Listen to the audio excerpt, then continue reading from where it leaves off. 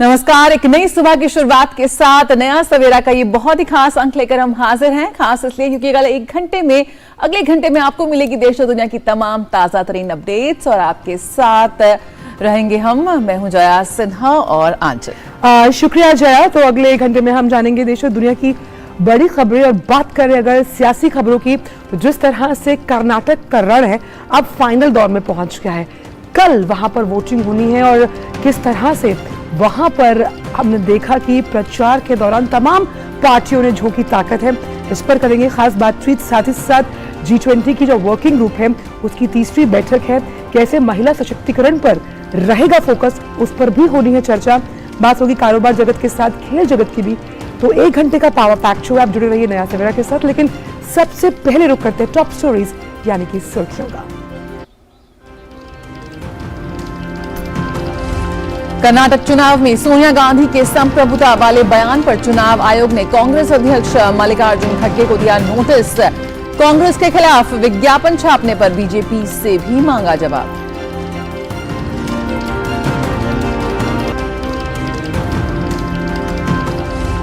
गृह मंत्री अमित शाह आज एक दिन के पश्चिम बंगाल के दौरे पर रविंद्रनाथ टैगोर की जयंती समारोह में होंगे शामिल। कार्गो गेट के शिलान्यास समेत बीएसएफ की तमाम विकास परियोजनाओं की भी करेंगे शुरुआत।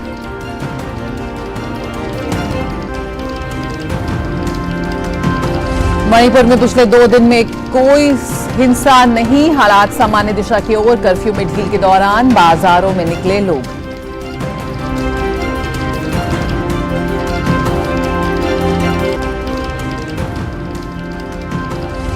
बंगाल की खाड़ी में तेज हुआ तूफान मोर्चा, कल तक चक्रवाती तूफान में बदलने के आसार।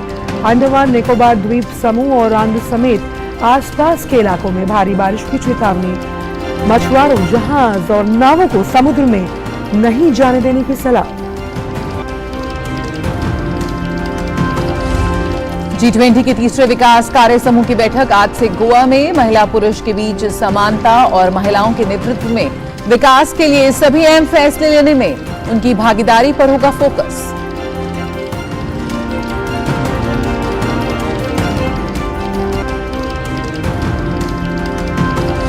आईपीएल में आज मुंबई इंडियंस और रॉयल चैलेंजर्स बेंगलुरु का मुकाबला।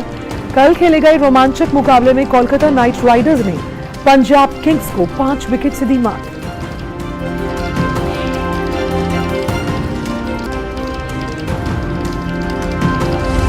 वर्ल्ड टेस्ट चैंपियनशिप फाइनल के लिए ईशान किशन लेंगे चोटिल केएल राहुल की जगह। उमेश यादव और जयदेव पर फैसला आना बाकी।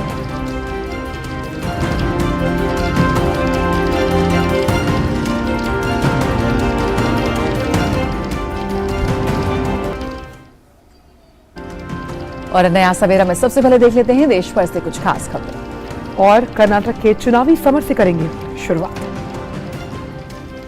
तो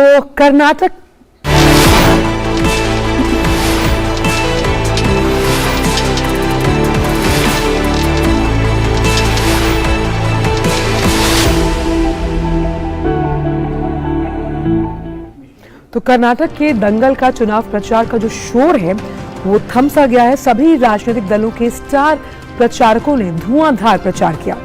अब कल 224 सीट पर मतदान है। आइए देखते हैं कि राज्य के चुनावी समर में कैसा रहा चुनाव प्रचार और राजनीतिक दलों ने अपनी ओर से कौन कौन से मुद्दे उठाकर कर्नाटक की जनता को अपने पाले में करने की कोशिश की है।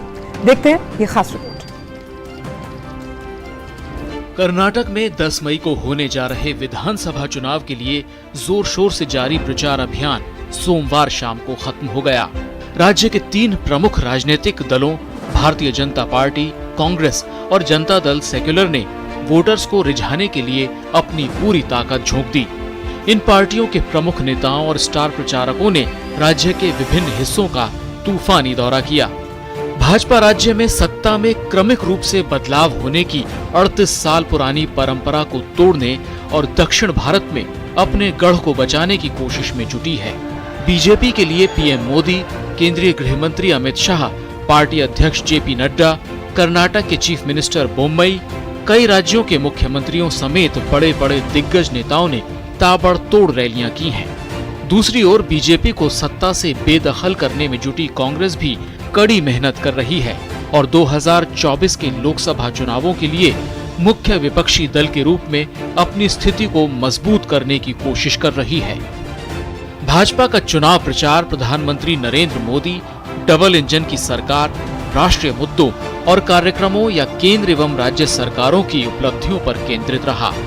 वहीं कांग्रेस ने शुरुआत में स्थानीय मुद्दों को उठाने की कोशिश की, लेकिन जैसे जैसे चुनावी प्रचार की तपिश बढ़ी, कांग्रेस के राष्ट्रीय नेताओं ने पीएम मोदी के खिलाफ अभद्र टिप्पणियां कर चुनाव प्रचार की लड़ाई को मुद्दों से बेपटरी करने की कोशिश की।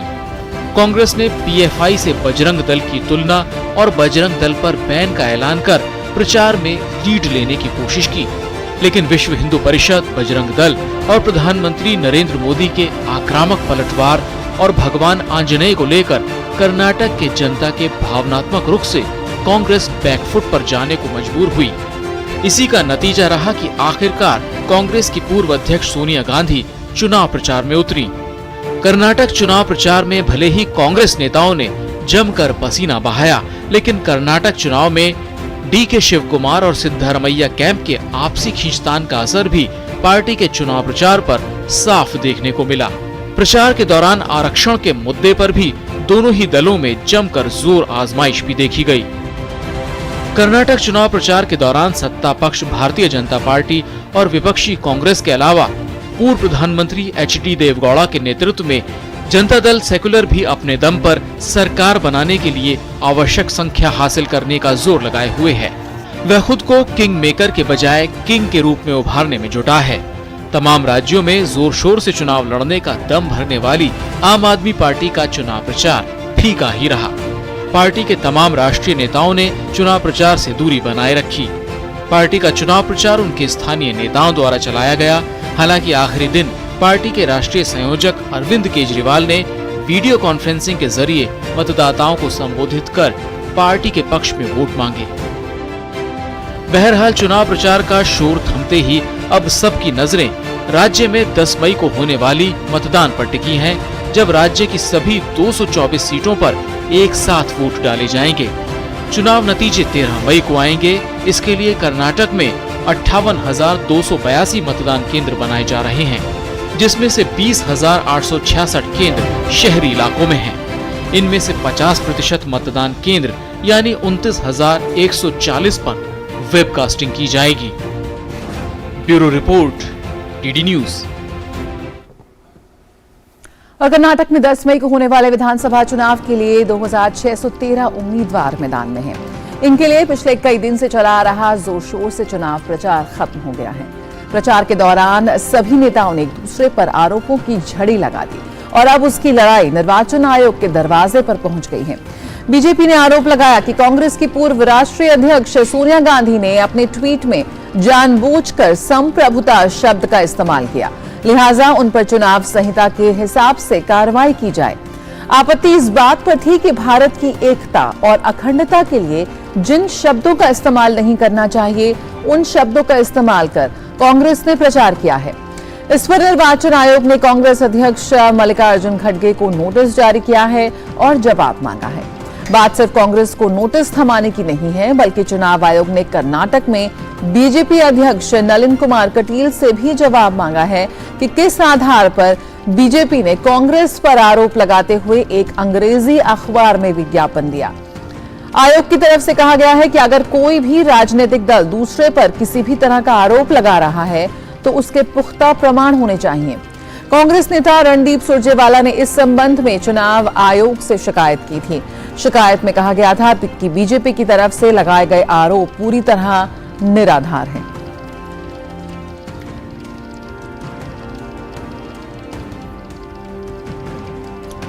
और धारवाड़ से उर्मिलेश और शिवमोगा से धीरज कुमार इस वक्त हमारे साथ जुड़ रहे हैं और जानकारी के साथ। सीधे रुक करते हैं धारवाड़ का, जहां मौजूद है उर्मिलेश। उर्मिलेश, सबसे पहले यहां पर चुनाव आयोग की तरफ से जो नोटिस जारी किया गया है दोनों ही पार्टी को, भाजपा को भी और कांग्रेस को भी, उस पर थोड़ा सा यहां पर विस्तार से बताइए कि क्या है ये पूरा मामला।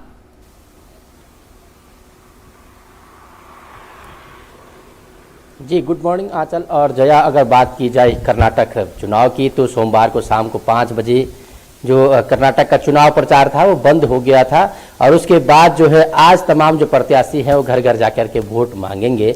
बात अगर कांग्रेस और भारतीय जनता पार्टी की करें, क्योंकि कांग्रेस ने जहां एक तरफ जो है ट्वीट के लेकर के भारतीय जनता पार्टी ने निर्वाचन आयोग को शिकायत की है, तो वही दूसरी तरफ जो है भारतीय जनता पार्टी का ऐसा कहा गया है, ऐसा अभी तक खबरें आई है कि भारतीय जनता पार्टी की तरफ से यहाँ पर किसी एक अखबार में जो है एक विज्ञापन छपा है। दोनों का संज्ञान जो है निर्वाचन आयोग ने लिया है। देखना होगा कि अभी कुछ देर बाद जब निर्वाचन 10-11 बजे के आसपास क्या कुछ इसमें जो है गतिविधियां होती हैं, कैसे इसमें जो है आगे जो है खबरें आती है, ये जया हम अपने दर्शकों को बताते रहेंगे। फिलहाल जो है अगर बात कर्नाटक की रन की जाए तो निश्चित तौर से आज जो है जब सोमवार को चुनाव प्रचार बंद हो गया तो आज मंगलवार को जो है निर्वाचन आयोग ने भी अपनी तमाम तैयारियों के साथ अपनी पोलिंग पार्टियों को जो है रवाना करने में जुटा हुआ है, जहां की एक तरफ जो है निर्वाचन आयोग जो निष्पक्ष मतदान कराने के लिए, शांतिपूर्ण मतदान कराने के लिए जो एक बड़ी चुनौती निर्वाचन आयोग के सामने है, तो वहीं दूसरी तरफ निर्वाचन आयोग से जब हमने बात किया था, यहाँ पे जिला निर्वाचन आयोग जो धारवाड़ है उनसे बात की थी, तो उन्होंने कहा था कि हमने कई यहाँ पर मॉडल बूथ बनाए हैं, कई हमने यहाँ पर जो है पीने की पानी दिव्यांग लोगों के लिए जो लोग हैं उनको जो है मतदान बूथ तक ले जाने के लिए, साथ ही आने और जाने की कई जो लोग हैं उन लोगों को भी आने जाने की सुविधाएं दी हैं जिससे कि कोई दिक्कत ना हो वोट डालने में। हाँ, ये जरूर है कि अगर किसी प्रकार के कोई गड़बड़ी आशंका होती तो उसके लिए भी हमने जो है पूरी तरीके से सुरक्षा व्यवस्था चाक चौबंद कर रखी है। ऐसे में जो है कहीं ना कहीं एक तरफ जहां निर्वाचन आयोग अपनी पूरी तैयारियों में जुटा है, वहीं दूसरी तरफ मतदाता भी आज जो है निश्चिंत होकर सोचेंगे कि आखिर जो है कर्नाटक के विकास के लिए कौन सी पार्टी जरूरी है, किस उम्मीदवार को वोट देना है, किसको वोट देना है, साथ ही जादुई आंकड़ा किसको मिलेगा, क्योंकि धारवाड़ का जो पेड़ा है जया वो काफी प्रसिद्ध है। 13 तारीख को जब जो है मतगणना होगी तो किस प्रत्याशी को या किस पार्टी को यहाँ से पेड़ा खिलाया जाएगा और उस पेड़े का मिठास कौन सी पार्टी लेगी, ये 13 तारीख बताएगा। लेकिन उस पेड़ा खाने से पहले जिस तरह चुनाव आयोग ने नोटिस जारी किया उस पर भी बात करनी बेहद जरूरी है। और मिलेश, इस पर एक टेक लेते हैं धीरज का। धीरज, जब हम संप्रभुता का जिक्र करते हैं तो संविधान में इसका उल्लेख है जहां पर नागरिकों के दायित्वों के बारे में बताया गया है। क्या कांग्रेस अपना दायित्व भूल चुकी है? क्योंकि जिस तरह की शब्दावली का इस्तेमाल इस पूरे प्रचार प्रसार में उसने किया है, एक नई डिक्शनरी देनी होगी कांग्रेस को। हाँ, बिल्कुल आपने सही कहा। अभी भारतीय जनता पार्टी ने जो कांग्रेस की जो पूर्व अध्यक्ष हैं सोनिया गांधी के खिलाफ उस ट्वीट पे एक शिकायत दर्ज कराई है कि कैसे उन्होंने अपने ट्वीट में संप्रभुता शब्द का इस्तेमाल किया है। हालांकि जो कांग्रेस पार्टी ने भी भारतीय जनता पार्टी के खिलाफ एक शिकायत जो है वो चुनाव आयोग में की है, जिसमें ये कहा गया है कि जबकि चुनाव आयोग की तरफ से ये बात कही गई थी कि कोई भी पार्टी बिना आयोग से पूछे किसी भी तरीके का विज्ञापन नहीं डाल सकती है, उसके बावजूद एक विज्ञापन भारतीय जनता पार्टी की तरफ से डाला गया। तो दोनों तरफ से शिकायत पहुंची है चुनाव आयोग के पास। अब चुनाव आयोग इस शिकायत पर कितना संज्ञान लेती है ये देखने वाली बात होगी। लेकिन जहां तक जो संप्रभुता की बात है, जो हमारा संविधान लिखा गया है, तो संविधान के लिखे उस शब्द के साथ अगर पूर्व अध्यक्ष छेड़छाड़ करती है या ऐसे शब्द का इस्तेमाल करती है तो ये जरूर कहा जा सकता है कि चुनावी बिसात पे ये दुखद स्थिति है। और जहां तक आपने ये पूछा कि संप्रभुता शब्द, देखिए जो हमारा जो संविधान लिखा गया है, संविधान के जो नीति निर्देशक तत्व हैं उसमें जितने भी शब्द जोड़े गए हैं उन शब्दों का इस्तेमाल चुनावी सभा में खास करके या चुनावी रण में नहीं होना चाहिए। इस बात की जरूर गारंटी होनी चाहिए कांग्रेस की तरफ से। अब ये देखना होगा कि आयोग ये इस टिप्पणी से और इस टिप्पणी पर आयोग अपना क्या फैसला लेती है। जी बिल्कुल, यहाँ पर उर्मिलेश के पास रुक करेंगे। उर्मिलेश, यहाँ पर आप धारवाड़ की बात कर रहे थे। अगर हम धारवाड़ की बात करें, किस तरह से वहां पर आपको इस पूरे राजनीतिक समीकरण नजर आते हैं? साथ ही अब आखिरी दिन है आज, कोई प्रचार नहीं है, प्रचार और रैलियों का रेला थम चुका है। ऐसे में डोर टू डोर कैंपेनिंग की जाती है विभिन्न उम्मीदवारों के साथ। किस तरह से आपको लग रहा है कि लास्ट मिनट तैयारियां यहां पर चल रही हैं तमाम पक्षों द्वारा? जी बिल्कुल। अगर बात धारवाड़ की करें तो धारवाड़ के जिला है ये काफ़ी अहम अपने आप में मायने रखता है राजनीतिक रूप से भी, और यहाँ पर जो व्यावसायिक जो गतिविधियां होती हैं उनको लोग भी, क्योंकि व्यापारिक गतिविधियों के लिए इसको यहाँ के जो स्थानीय लोग हैं हुबली को जो है मिनी मुंबई यहाँ पर कहा जाता है। तो निश्चित तौर से ये अपने आप में जो कर्नाटक का विधानसभा है या कर्नाटक की जो राजनीति है उसमें काफ़ी अहम रखता है, काफ़ी मायने रखता है, और इसके खाते में जो है 7 सीटें आती है। तो निश्चित तौर से तमाम जो यहाँ पर जो है प्रत्याशी है सभी दलों के प्रत्याशी भी अपने जो है तमाम जो उनके जो एजेंट रहेंगे मतदान बूथ पर निश्चित तौर से उनकी तैयारियां कर रहे हैं। और दूसरी तरफ जो है निर्वाचन आयोग भी जो है तमाम एक एक चीज को बारीकी से निगरानी बनाए हुए है, किसी भी प्रकार की मतदान में किसी भी प्रकार की कोई कोर कसर न रह जाए, किसी प्रकार की कोई गड़बड़ी न हो, इसके लिए तमाम जो सुरक्षा व्यवस्था से लेकर के और कैमरे की निगरानी तक जो है निर्वाचन आयोग ने यहाँ पर किया है। धारवाड़ की अगर बात, हुबली की अगर बात की जाए तो हुबली में निश्चित तौर से जो 7 सीटें 7 सीटों में जो है कहीं ना कहीं जिस तरीके से यहाँ पर स्थानीय लोगों का कहना है, स्थानीय लोग जो कह रहे हैं कि इन 7 सीटों का जो है कहीं ना कहीं एक तरफ चले जाना किसी भी राजनीतिक दल का समीकरण बिगाड़ सकते हैं। तो निश्चित तौर से तमाम जो राजनीतिक दल हैं उन्होंने काफी जोर आजमाइश यहाँ पर जो है आखिरी दिन तक की है। ऐसे में जो है देखा जाना होगा कि आने वाले 10 तारीख को जनता जनार्दन यहाँ पे किसको जनादेश देती है। लेकिन निर्वाचन आयोग अपनी पूरी कोशिश कर रहा है कि हर मतदाता को जो है घर से निकाल करके मतदान बूथ पर लाया जाए और वो भयमुक्त निष्पक्ष होकर के मतदान कर सके। जया और आंचल, बिल्कुल बहुत कई अहम पहले, लेकिन सबसे बड़ी बात यहाँ पर यह है कि कई दशकों में ये ट्रेंड रहा है कि सरकार रिपीट नहीं होती कर्नाटक में। क्या इस ट्रेंड को बदलने का मादा भाजपा में, और तो जोर आजमाइश कांग्रेस ने की है और जेडीएस लगातार कह रहे कि हम किंग मेकर नहीं किंग की भूमिका में। आप दोनों का ही बहुत बहुत शुक्रिया तमाम जानकारी को साझा करने के लिए, लेकिन वक्त एक छोटे से ब्रेक का है।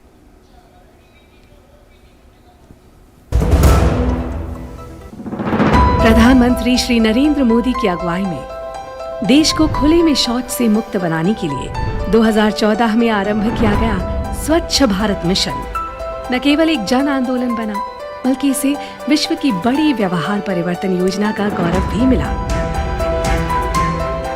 स्वच्छ भारत मिशन ग्रामीण की अपार सफलता के बाद जरूरत थी इस परिवर्तन को स्थायी बनाने की, और इस लक्ष्य को हासिल करने के लिए स्वच्छ भारत मिशन के दूसरे चरण यानी कि ODF प्लस की शुरुआत की गई। साथियों, खुले में शौच से मुक्ति के बाद अब दायित्व और बढ़ गया है। देश को ODF के बाद ODF प्लस बनाने के लक्ष्य पर काम चल रहा है। अब हमें कचरे से कंचन बनाने का काम को तेज करना है। पूरे देश में ODF प्लस या संपूर्ण स्वच्छता पर खास ध्यान दिया जा रहा है। स्वच्छता केंद्रित जागरूकता अभियानों के द्वारा जन जन तक स्वच्छता की सीख, पेंटिंग और फिल्म मेकिंग जैसे नए और रोचक तरीकों से पहुंचाई जा रही है। देश में स्वच्छता संवाद कार्यक्रमों का आयोजन किया गया, जिनमें लोगों ने पूरे उत्साह के साथ हिस्सा लिया और प्लास्टिक कचरे से देश को मुक्त कराने की शपथ ली। जैविक कचरे के निपटान और उससे अतिरिक्त आमदनी पाने के बारे में भी लोगों को जागरूक किया जा रहा है, जिससे बड़ी संख्या में लोग गोबर धन योजना से जुड़ रहे हैं और गोबर से बायोगैस एवं जैविक खाद के उत्पादन को बढ़ावा मिल रहा है। जैविक और रिसाइक्लेबल कचरे को अलग रखने और उसके उपचार पर विशेष ध्यान दिया जा रहा है। ग्रे वाटर प्रबंधन के अंतर्गत लाखों की संख्या में सोख्ता गड्ढों का निर्माण किया जा रहा है। इसके अलावा पुराने एक गड्ढे वाले शौचालयों को रेट्रोफिट करके 2 सोख्ता गड्ढों वाले शौचालयों में बदला जा रहा है और मल प्रबंधन पर भी विशेष ध्यान दिया जा रहा है। देश भर में लोगों का उत्साह और जन भागीदारी इस बात का प्रमाण है कि आत्मनिर्भरता का ये मॉडल लोगों तक पहुंच रहा है और हमारे गांव ODF से ODF प्लस की ओर अग्रसर हो रहे हैं। लेकिन देश को संपूर्ण स्वच्छ बनाने के इस अभियान को मंजिल तक पहुंचाने के लिए अभी हमें लंबा रास्ता तय करना है, जिसके लिए सभी देशवासी पूरे जज्बे से कोशिश कर रहे हैं। और इन्हीं कोशिशों के कारण आज हमारा देश स्वच्छता से स्वावलंबन की ओर अग्रसर है।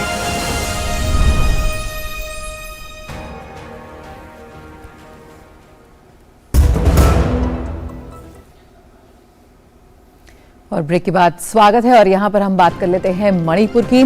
मणिपुर में पिछले 2 दिन से हिंसा की कोई घटना नहीं हुई है और यहाँ के हालात लगातार सामान्य हो रहे हैं। यहाँ सेना और असम राइफल्स के जवान हर वक्त निगरानी कर रहे हैं। लोगों की सुरक्षा के लिए फ्लैग मार्च किए जा रहे हैं। बचाव और निकासी का काम जारी है। मणिपुर में पढ़ रहे तमाम राज्यों के छात्रों को सुरक्षित निकाल लिया गया है। इस बीच राज्य सरकार ने अधिकांश जिलों में कुछ घंटों के लिए जनता कर्फ्यू में ढील दी ताकि लोग बाजार जाकर जरूरी सामग्री खरीद सकें। इस दौरान पेट्रोल पंप पर खासी भीड़ देखने को मिली। मणिपुर सरकार के सुरक्षा सलाहकार पूर्व IPS अधिकारी कुलदीप सिंह पिछले कई दिनों से इम्फाल में हैं और स्थिति की निगरानी कर रहे हैं। इसके अलावा तमाम समुदायों के नेता और नागरिक संगठन तनाव को शांत करने के लिए आगे आए हैं और जनता से शांति और सद्भाव बनाए रखने की अपील की है। इसके अलावा कल केंद्र सरकार ने सुप्रीम कोर्ट को जानकारी दी कि मणिपुर में 52 पैरामिलिट्री फोर्स की कंपनियां तैनात की गई हैं। कोर्ट ने कहा कि राहत शिविरों में खाने और चिकित्सा सुविधाओं के उचित इंतजाम किए जाएं। विस्थापितों के लिए पुनर्वास और धार्मिक स्थलों की सुरक्षा सुनिश्चित की जाए। कोर्ट अब 17 मई को सुनवाई करेगा। इस दिन कोर्ट ने केंद्र और राज्य सरकार से स्टेटस रिपोर्ट दाखिल करने के लिए कहा है। भारत की G20 अध्यक्षता में तीसरे विकास कार्य समूह की बैठक आज से गोवा में शुरू हो रही है।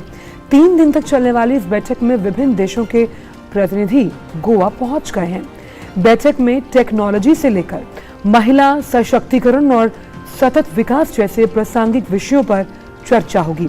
बैठक के एजेंडे में सतत विकास लक्ष्यों की प्रगति में तेजी लाने में G20 की भूमिका, पर्यावरण के लिए जीवन शैली, डिजिटल सिद्धांतों और विकास के लिए डेटा के लिए क्षमता निर्माण, वैश्विक स्तर पर हरित बदलाव और महिलाओं की अगुवाई वाली कार्रवाई और अंतर्राष्ट्रीय समन्वय के साथ साझेदारी को बढ़ाने पर चर्चा शामिल है। कल विकास कार्य समूह से इतर महिलाओं की अगुवाई में विकास और विकास के लिए डेटा जैसे विषयों पर पैनल चर्चा हुई। और इसी पर बात करने के लिए हमारे साथ हमारी सहयोगी नंदिता डागर गोवा से जुड़ गई हैं। नंदिता, सुप्रभात आपको। तो जिस तरह से आज औपचारिक रूप से इस बैठक की शुरुआत होनी है, लेकिन जिस पैनल चर्चा में कल महिलाओं के जो सशक्तिकरण है, किस तरह उनकी अगुवाई में आगे बढ़ना है, उनके जो अहम पॉइंटर्स थे, उसमें कैसे तकनीक के डिजिटल समावेशन पर जोर देकर महिलाओं को मुख्य धारा में जोड़ने की बात की गई है, वो अहम पॉइंट हो सकता है, फोकस हो सकता है आज की बैठक का।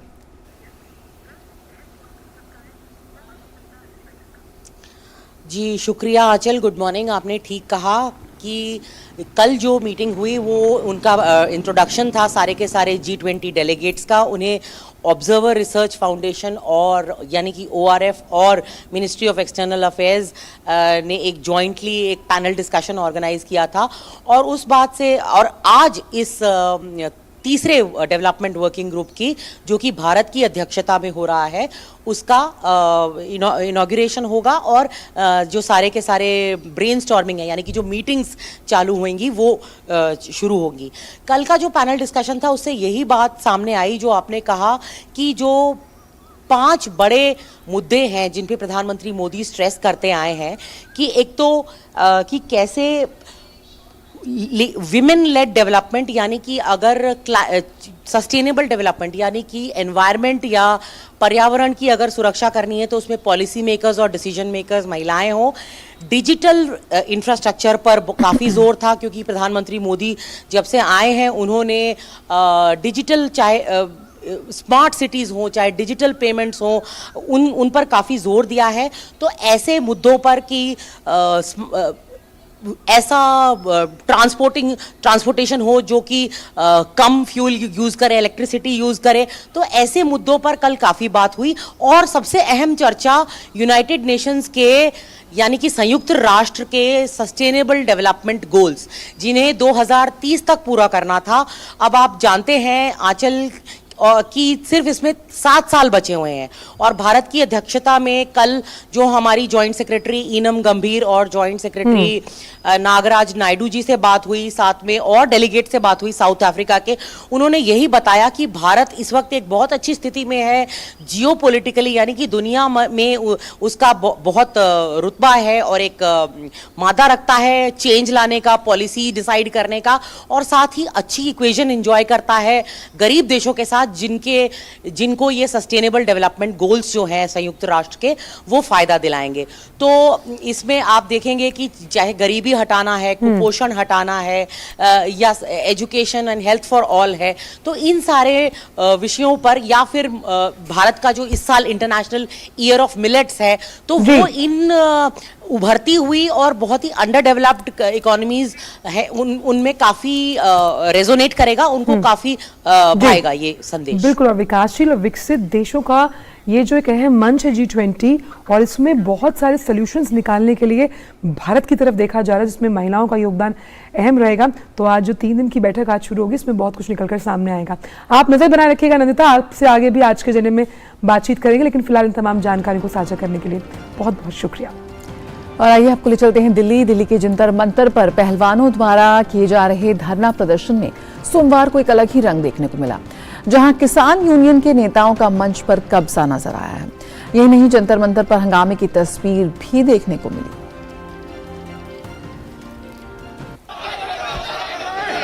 जंतर मंतर पर इन दिनों दिख रही ये तस्वीर किसी भी खेल प्रेमी को बिल्कुल भी रास नहीं आ सकती।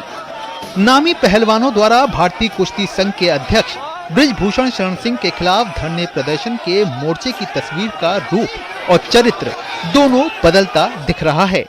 सोमवार को इस कड़ी में ये आंदोलन अपनी दिशा से भटकता दिखा, जहां खाप पंचायतों और किसान यूनियन के नेताओं ने डेरा डाला और इस आंदोलन के रंग को राजनीति का रंग चढ़ाने में कोई कोर कसर नहीं छोड़ी। इन लोगों ने जमकर हंगामा किया। वैसे एक तरफ जहां जंतर मंतर पर पहलवानों का धरना प्रदर्शन हो रहा है, वहीं दूसरी ओर दिल्ली के प्रेमनाथ अखाड़े से ताल्लुक रखने वाले युवा पहलवान इस मुहिम से खुद को जोड़कर नहीं देखना चाहते। इन युवा पहलवानों का मानना है कि इस तरह की मुहिम का असर खेल पर पड़ता है। इन युवा पहलवानों का साफ शब्दों में मानना है कि खिलाड़ी की रणभूमि खेल का मैदान होना चाहिए, न कि जंतर मंतर। मुझे राजनीति को लेना देना नहीं, हम अपने गेम पे फोकस है, हमें कोई लेना देना नहीं है। हम अपने कैसे गेम पे फोकस रखते हैं 24 घंटे। इससे बच्चों को प्रेशर पड़ता है, बच्चों को ध्यान रखें, इनसे बच्चों डरते हैं कि हमारा आगे भविष्य क्या होगा, इस वजह से बच्चों को डर लगता है, इससे हम लोग दूर रहते हैं। इससे खेल पर बहुत असर पड़ रहा है, मतलब टूर्नामेंट रुक जाते हैं बार बार बीच में। वैसे इन चीज़ों को कोई सब वो नहीं है, उपयोग कुछ बेकार ही चले जाएगा, क्योंकि ऐसा है ना, जितना मैट पर खेलेंगे तो तब बनते रहेंगे, और सब धरने पे जाएंगे तो कहाँ से बच्चा खेलेगा। बच्चों के लिए तो बहुत ज़्यादा नुकसान हो रहा है, प्रैक्टिस का नुकसान हो रहेगा, और इसमें पॉलिटिकल ज़्यादा हो रहेगा, सारे राजनीति कर रहेंगे, कभी कोई पार्टी से आता है, कभी कोई पार्टी से आता है, यही सब हो रहा है इसमें। राष्ट्रमंडल खेलों और सीनियर एशियन में देश के लिए पदक जीत चुकी महिला पहलवान दिव्या काकरान के कोच विक्रम का भी मानना है कि मौजूदा परिवेश से खेल को नुकसान हुआ है। खेल के ऊपर तो फर्क पड़ता ही है। बच्चे जो ट्रेनिंग कर रहे हैं उनको थोड़ा ये घबराहट भी होती है कि भाई हमारा कंपटीशन आगे रुक तो नहीं जाएगा, कोई बात ना हो जाए, तो फर्क पड़ता है इन चीज़ों को लेकर। अब ये बच्चे का मन ही ज़्यादा बता सकता है इस चीज़ के बारे में। एज ए कोच तो मैं यही कहूँगा, क्योंकि बच्चे अगर इतने टाइम से किसी चीज़ कंपटीशन की तैयारी कर रहे हैं और वो कंपटीशन को खेलने को ना मिल पाए तो नुकसान है बच्चों का, आगे कैरियर का सवाल है उनके। किसी भी खेल संघ के अंदर विवाद का होना कोई नई बात नहीं, लेकिन मौजूदा समय में पहलवानों का धरना प्रदर्शन जिस राह पर आगे बढ़ रहा है, उससे नुकसान कहीं न कहीं खिलाड़ियों और खेल का ही है। ऐसे में इन बातों को खिलाड़ियों को भी समझना होगा और एक खिलाड़ी की तरह व्यवस्थित और अनुशासन के सभी मापदंडों पर खुद को उतारना होगा। तो मौजूदा परिवेश को देख करके तो यही कहा जा सकता है कि जो पहलवानी का अखाड़ा है वो इस वक्त राजनीति के अखाड़े में तब्दील हो चुका है, क्योंकि बातों को अपने कहने का तरीका होता है, अपना लहजा होता है, लेकिन उस लहजे और उस बात से मंच से बातें जो है वो निकल करके सामने नहीं आ रही, जिसका असर युवा खिलाड़ियों के खेल पे भी पड़ रहा है। लेकिन अच्छी बात यह है कि जो देश के उभरते पहलवान हैं वो अपने को इन सब मामलों से दूर रखते हुए अपना फोकस जो है वो खेल पर ही लगाकर रखे हुए हैं। कैमरामैन संजीव के साथ मैं गौरव कुमार, डीडी न्यूज, दिल्ली। और अब बात मोचा को लेकर। दक्षिण पूर्व बंगाल की खाड़ी पर बने कम दबाव का क्षेत्र जो है उसके कल चक्रवात में बदल जाने की संभावना है। इस चक्रवाती तूफान को नाम दिया गया है मोचा। अंडमान निकोबार द्वीप समूह पर चक्रवाती तूफान मोचा सबसे पहले असर दिखाएगा, लेकिन इसका असर अन्य राज्यों तक भी देखने को मिलेगा, जिसे लेकर कई तटीय राज्य अलर्ट पर हैं। मछुआरों को समुद्र में नहीं जाने की सलाह दी गई है। देखिए ये खास रिपोर्ट। बंगाल की खाड़ी में कम दबाव क्षेत्र से बना तूफान मोचा अबदाब में बदल गया है और 10 मई तक ये चक्रवाती तूफान में बदल सकता है। वहीं अगर ये तटीय उड़ीसा से गुजरता है तो मौसम प्रभावित हो सकता है। टेम्परेचर पिछले 24 घंटा में भी इंक्रीज किए हैं। उंगुल में हाईएस्ट था 41.7, अभी आज 42, 43 एक दो जगह में जाने का चांसेस है।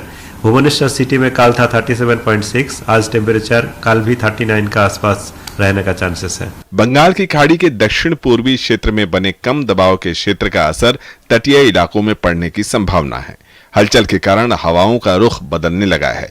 12 मई को ये बांग्लादेश और म्यांमार की ओर रुख कर सकता है। आज से ये धीरे धीरे उत्तर उत्तर पश्चिम यानी नॉर्थ नॉर्थ वेस्ट दिशा में गति करेगा towards east central bay of Bengal 12 तारीख सुबह तक।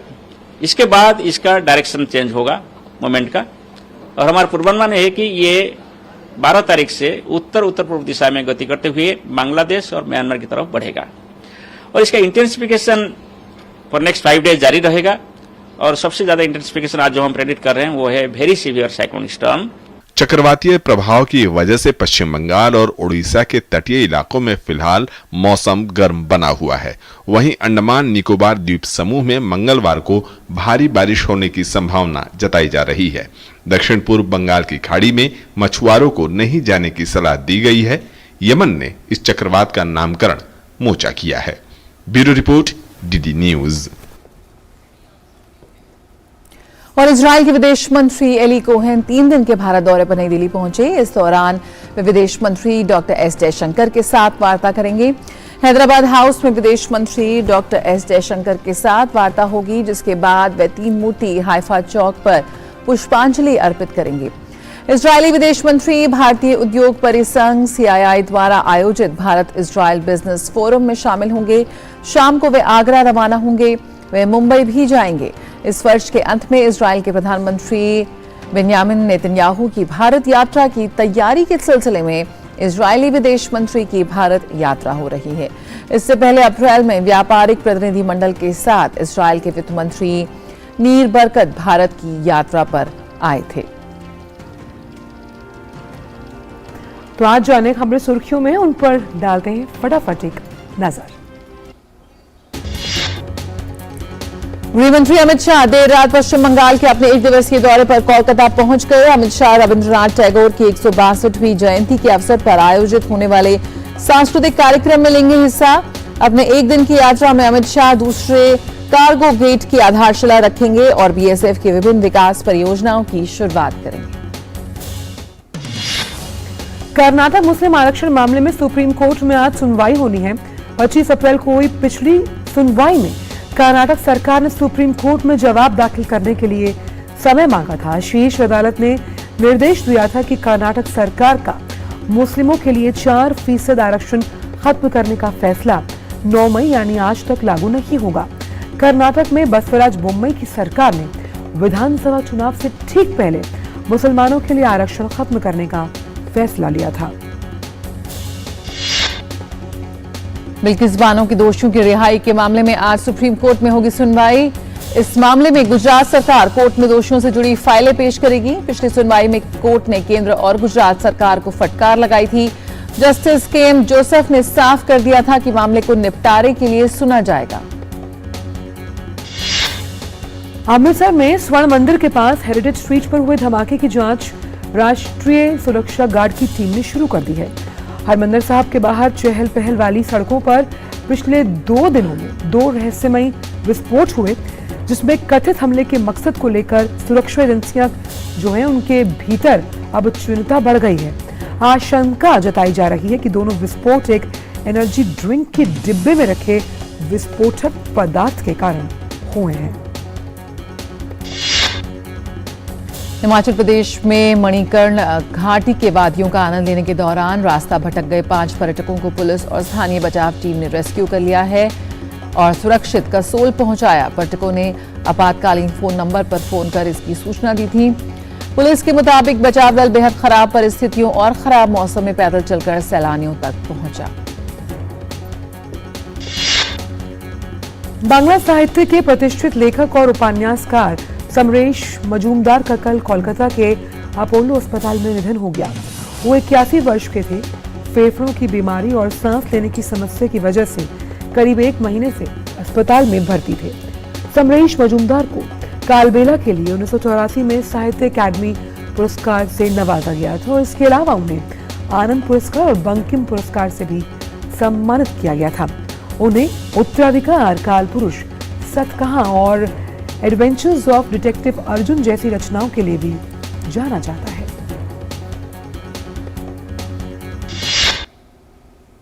और यहाँ वक्त है एक और छोटे से ब्रेक का। बने रहिए, जल्द लौटते हैं नया सवेरा के साथ। फसल का कण कण पोषण पाए, नैनो यूरिया की रिमझिम फुहारें जब उर्वरता बरसाएं। आविष्कारी नैनो तकनीक से भारत में बना दुनिया का पहला nano urea liquid. Nano urea की आधा लीटर बोतल किसान की 1 बोरी यूरिया की जरूरत को पूरा करेगी।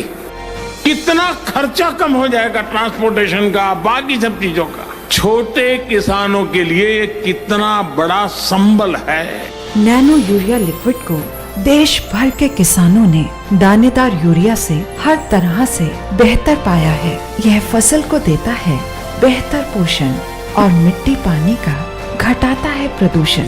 नैनो यूरिया लिक्विड आपके नजदीकी प्रधानमंत्री कृषि समृद्धि केंद्रों, सहकारी समितियों एवं खाद्य विक्रेताओं के पास उपलब्ध है। तंदुरुस्ती बहुत चीजों पे डिपेंड करती है, पर खाने के मामले में एक सिंपल फॉर्मूला है। बस यूं समझिए कि प्लस और माइनस का खेल है। देखिए, आटा, चावल, तेल, दूध और नमक खरीदते समय प्लस F के निशान को चुनिए। ये फोर्टिफाइड फूड्स हैं जिनसे आपको संपूर्ण पोषण मिलेगा। और खाने में घी, तेल, नमक और चीनी को कीजिए थोड़ा माइनस। तो प्लस F और थोड़ा कम, है ना simple. Eat right, stay fit, तभी इंडिया सुपर हिट।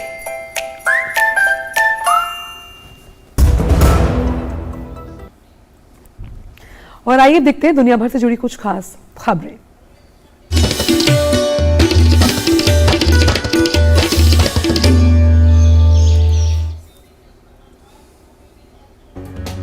और दक्षिण सूडान की राजधानी जूबा पहुंचे सूडान के विशेष प्रतिनिधि दफल्लाह अल हज ने कहा कि रैपिड डिप्लॉयमेंट फोर्स के कुछ रिहायशी इलाकों में घुसे होने की वजह से सेना स्थिति से ज्यादा आक्रामकता से नहीं निपट रही है। इसके बावजूद स्थिति पूरी तरह सेना के नियंत्रण में है। आर्टिफिशियल इंटेलिजेंस के नए टूल चैट जीपीटी के दुरुपयोग पर दुनिया में हुई है पहली गिरफ्तारी। ये घटना हुई है चीन में, जहां चैट जीपीटी का इस्तेमाल कर ट्रेन हादसे की फर्जी खबर गढ़ने और उसे सोशल मीडिया पर प्रसारित करने का है आरोप। होंग उपनाम वाले संदिग्ध को लिया गया हिरासत में। और चिली में नए संविधान के मसौदे के लिए सलाहकारों की नियुक्ति के संबंध में हुई चुनाव में दक्षिणपंथी पार्टियों को बड़ी सफलता मिली है। इसमें राष्ट्रपति पद के पूर्व रूढ़िवादी उम्मीदवार एंटोनियो कास्ट की रिपब्लिकन पार्टी को 35% और राष्ट्रपति गैब्रियल बोरिक के वामपंथी गठबंधन को करीब 28% वोट मिले हैं। ये मतदान 50 सदस्यीय संवैधानिक परिषद में सीटों की स्थिति तय करेगा। कनाडा के जंगलों में लगी आग के बीच कनाडा के अल्बर्टा प्रांत में तेल और गैस का कुछ उत्पादन बंद कर दिया गया और अल्बर्टा में आपातकालीन स्थिति की घोषणा की गई। आग की वजह से करीब 30,000 लोगों को उनके घर खाली करने पड़े। अल्बर्टा प्रशासन के मुताबिक प्रांत में इस साल करीब 3,90,000 हेक्टेयर जंगल जल चुके हैं। सर्बिया में पिछले सप्ताह हुई गोलीबारी के 2 घटनाओं के बाद हजारों लोगों ने राजधानी बेलग्रेड में इस हिंसा के खिलाफ प्रदर्शन किया। प्रदर्शनकारियों ने बेहतर सुरक्षा की मांग करते हुए टेलीविजन पर दिखाए जाने वाले हिंसक कंटेंट पर प्रतिबंध लगाने की मांग रखी। साथ ही उन्होंने सरकार से कई मुख्यमंत्रियों के इस्तीफे की भी मांग की।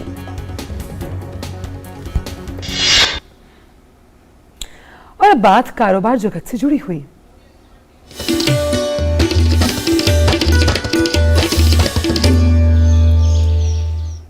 वित्त मंत्री निर्मला सीतारमण ने वित्तीय स्थिरता एवं विकास परिषद की बैठक में अर्थव्यवस्था की स्थिति की समीक्षा की।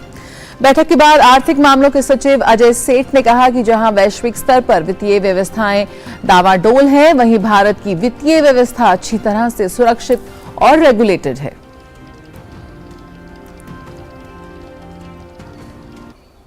Today, FSDC, headed by Honorable Finance Minister, met for its first meeting after the Union Budget for 2023-24, and the Council discussed a number of issues, starting with on the issue of financial stability, noting that there are daunting challenges coming from the global economy and global perspective.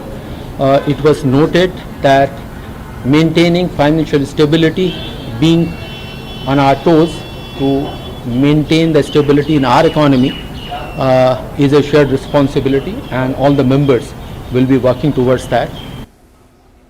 और जानते हैं कारोबार जगत से जुड़ी अब और अहम खबरें, लेकिन फटाफट अंदाज में। भारतीय रेलवे ने अप्रैल 2023 में 126.46 मीट्रिक टन का मासिक माल लदान दर्ज किया है। अप्रैल के महीने में लदान में बढ़त 4.25 मीट्रिक टन रहा है, यानी अप्रैल 2022 की तुलना में 3.5% की वृद्धि हुई है।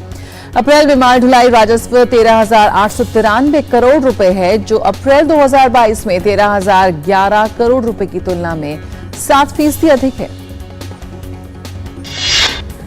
टाटा के स्वामित्व वाली एयर इंडिया ने अपने गैर उड़ान कर्मचारियों के लिए स्वैच्छिक सेवानिवृत्ति की पेशकश को 31 मई तक बढ़ा दिया।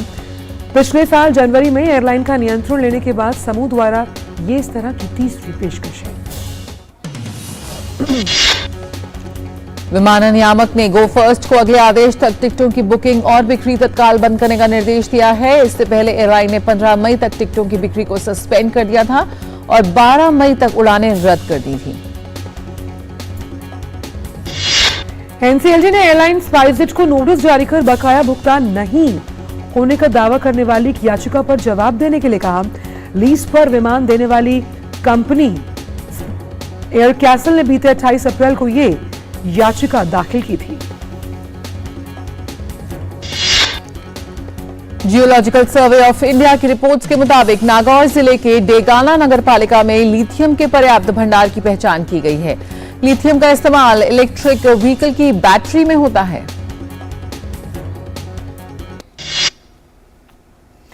वक्त एक और छोटे से ब्रेक का।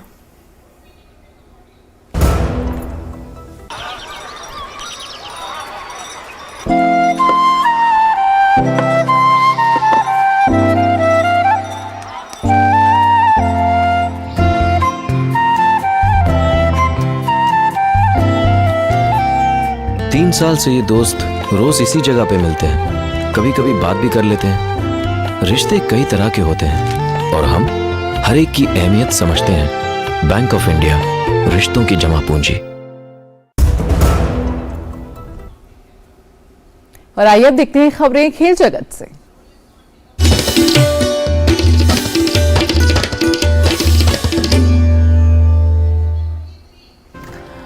और बात करते हैं आईपीएल में आज होने वाले मुकाबले की, जहां मुंबई इंडियंस का सामना रॉयल चैलेंजर्स बैंगलोर से है। यह मुकाबला मुंबई के घरेलू मैदान वानखेड़े पर खेला जाएगा।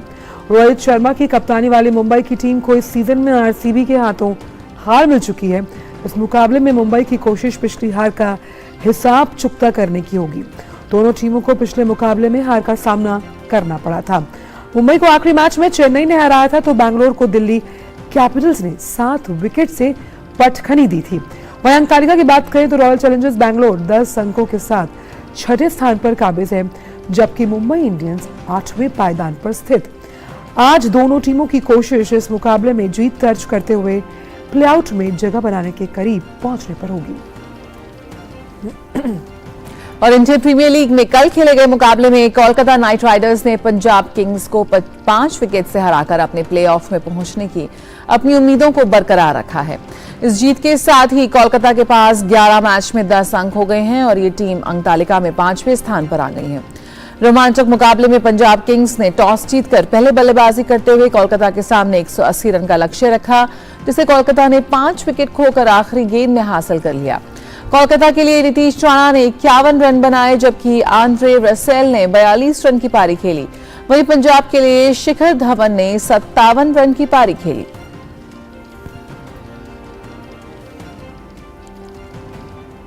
Akhil Bharatiya senior selection committee ने ईशान किशन को आईसीसी विश्व टेस्ट चैंपियनशिप फाइनल के लिए केएल राहुल के विकल्प के रूप में चुना।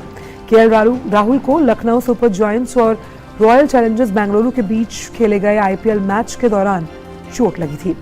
बीसीसीआई ने प्रेस रिलीज में उमेश यादव और जयदेव उनादकट की चोट के बारे में बताया, हालांकि उनके रिप्लेसमेंट का ऐलान नहीं किया गया। ऐसे में इन दोनों गेंदबाजों के खेलने की उम्मीदें अब भी बाकी हैं।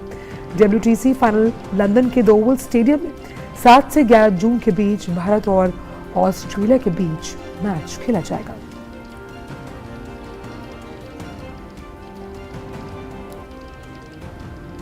और आइए अब देख लेते हैं खबरें सिने जगत से फटाफट अंदाज में।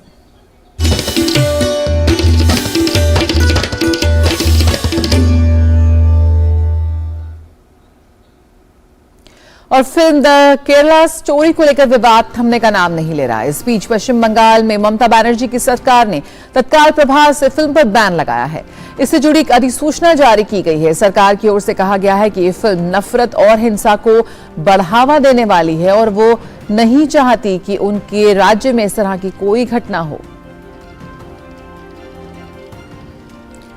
पश्चिम बंगाल सरकार के इस फैसले की सूचना और प्रसारण मंत्री अनुराग सिंह ठाकुर ने आलोचना की है। उन्होंने आरोप लगाया कि जो लोग इस फिल्म का विरोध कर रहे हैं वे अप्रत्यक्ष रूप से ISIS और अन्य आतंकवादी संगठनों के एजेंडे का समर्थन कर रहे हैं। दरअसल ये फिल्म उन्होंने खुद देखी है और कहा है कि फिल्म धर्म परिवर्तन की सांठगांठ को उजागर कर सच को सामने रखती है। उनके अनुसार ये फिल्म आतंकवाद के खिलाफ देश की लड़ाई में सहयोग करेगी। उन्होंने कहा कि वैश्विक आतंकवाद की खतरनाक साजिश से बचने के लिए हर बेटी और बहन को ये फिल्म जरूर देखनी चाहिए।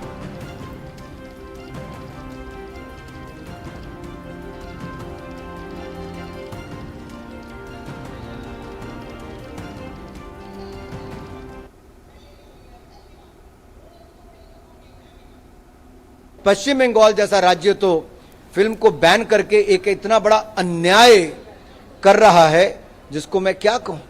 क्या वो सच भी परोसने नहीं देना चाहते? और कुछ दिन पहले की ममता बनर्जी जी के राज्य की एक मासूम बच्ची के साथ बलात्कार और हत्या की जाती है। जिस तरह से उन बेटी को घसीट कर लेकर जाते हैं, उसके शव को जो देश के सामने आता है, शर्मसार करता है। आप उस पर तो जवाब नहीं देते। पश्चिम बंगाल में महिलाओं के साथ और उसके ऊपर जवाब नहीं देते, लेकिन फिल्म को बैन करने का एक ऐसा काम करते हैं। क्या मिल रहा है आपको ऐसे आतंकवादी संगठनों के साथ खड़े होने का? और ग्रामीण वर्ल्ड की कुछ और अहम खबरें फटाफट अंदाज में। रजनीकांत जल्द ही ऐश्वर्या रजनीकांत की फिल्म लाल सलाम में नजर आएंगे। इस फिल्म में उनका कैमियो रोल देखने को मिलेगा। फिल्म से उनका फर्स्ट लुक सामने आया है। शाहरुख खान ने नए पोस्टर के साथ अपनी फिल्म जवान की नई रिलीज डेट की घोषणा की। जवान अब 7 सितंबर को रिलीज होगी। फिल्म की निर्माता हैं गौरी खान। बॉलीवुड अभिनेता रणवीर कपूर सुपरहिट फिल्म ये जवानी है दीवानी के सीक्वल में नजर आ सकते हैं। रणवीर दीपिका की ये फिल्म 2013 में रिलीज हुई थी। बॉलीवुड अभिनेता अनिल कपूर हर्षवर्धन राणे और अभिनेत्री दिव्या खोसला कुमार के साथ थ्रिलर फिल्म में काम करते हुए आएंगे नजर। अभिनेत्री समांथा रूथ प्रभु की film Shakuntalam Amazon prime video पर 12 मई को होगी स्ट्रीम। मनोज वाजपेयी की अगली फिल्म सिर्फ एक बंदा काफी बहुत जल्द OTT पर होगी रिलीज। मेकर्स ने फिल्म का ट्रेलर रिलीज कर दिया। फिल्म जोगीरा सारारारा का नया गाना बबुआ रिलीज हुआ है। इसमें नवाजुद्दीन और नेहा शर्मा एक नए अंदाज में नजर आ रहे हैं।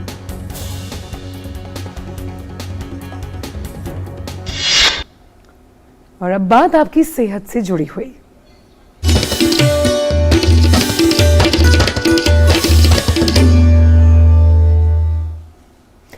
तो कैंसर विश्व भर में मृत्यु का एक बहुत बड़ा कारण है। कैंसर के अधिकतर मामले देर से सामने आते हैं और जिसका इलाज फिर मुश्किल से हो पाता है। कौन से कारक कैंसर के खतरे को बढ़ाते हैं और इसके बचाव के लिए क्या जरूरी है, देखते हैं इस खास रिपोर्ट के जरिए।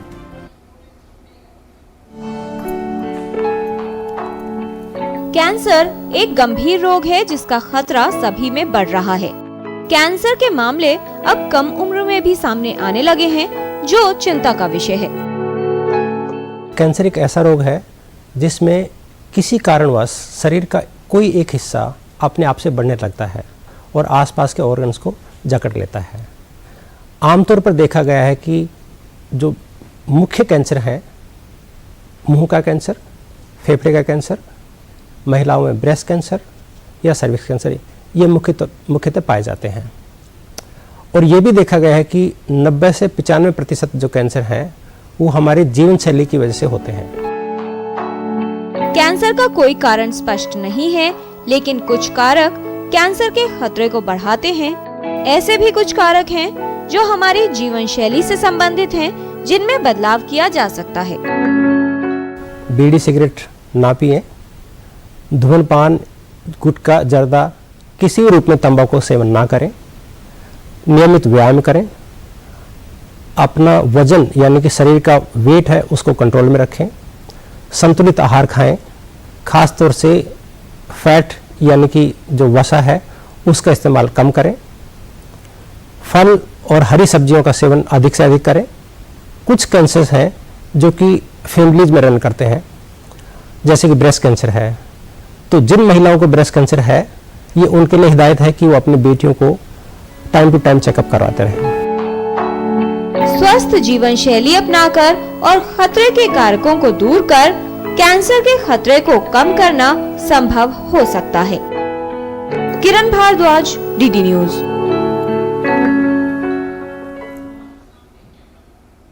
और आइए नया सवेरा में अब बात कर लेते हैं मौसम की।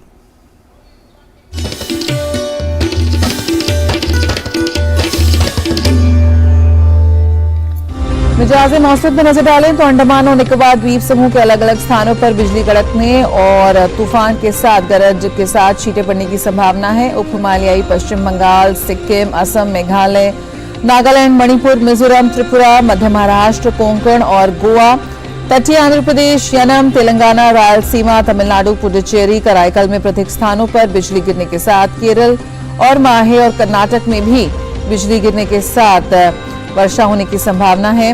दक्षिण पूर्व बंगाल की खाड़ी, अंडमान निकोबार द्वीप समूह और अंडमान सागर से सटे इलाकों में तेज हवा चलने की संभावना है। मछुआरों को सलाह दी जाती है कि वे इन इलाकों में ना जाएं, तो साथ ही गंगे पश्चिम बंगाल के अलग अलग हिस्सों में लू चलने की भी संभावना है। और आइए अब विभिन्न शहरों के तापमान पर नजर डालते हैं।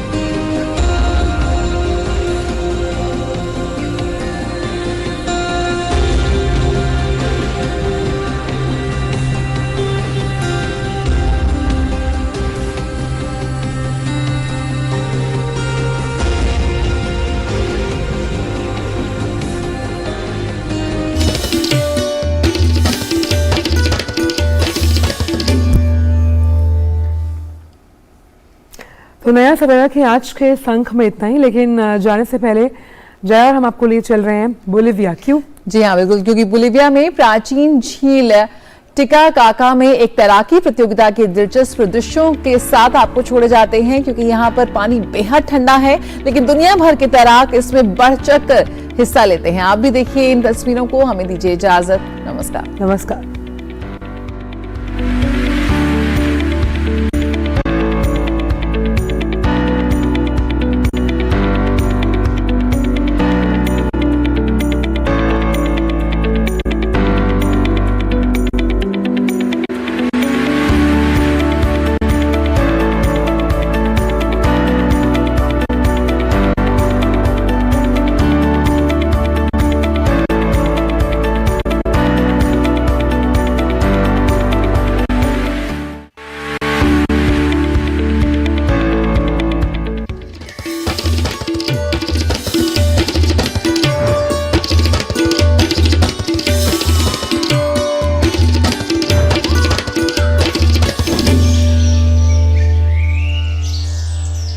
नया सवेरा।